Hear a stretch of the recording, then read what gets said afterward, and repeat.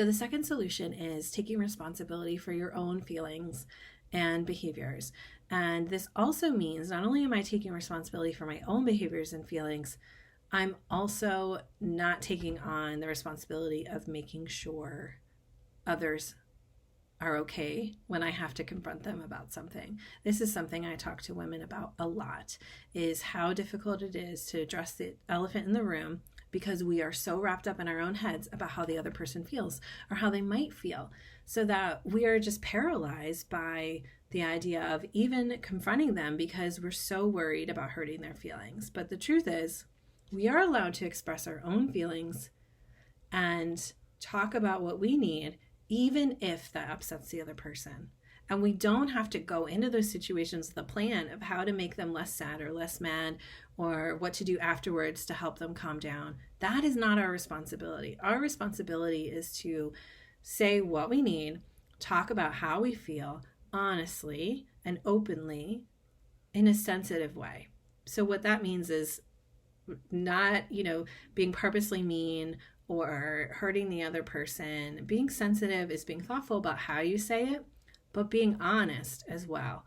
And then the other person is responsible for working through their feelings on that.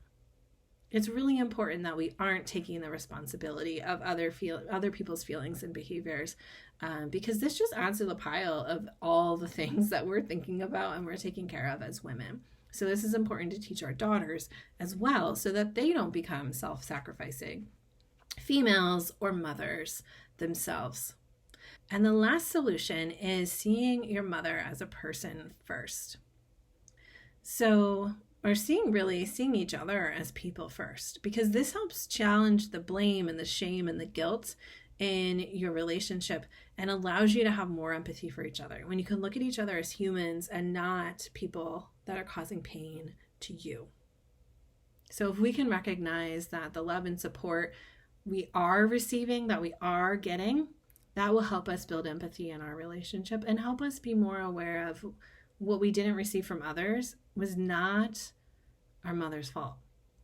We're so quick to blame mothers for what we don't receive, right? That was one of the myths we talked about on day one.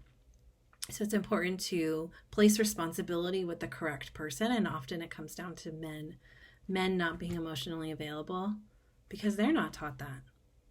So it's important to identify all of this so that you can protect your relationship and you can start to heal if that's something that you need to do. You can keep each other close by understanding what gets between you and what you need to do differently.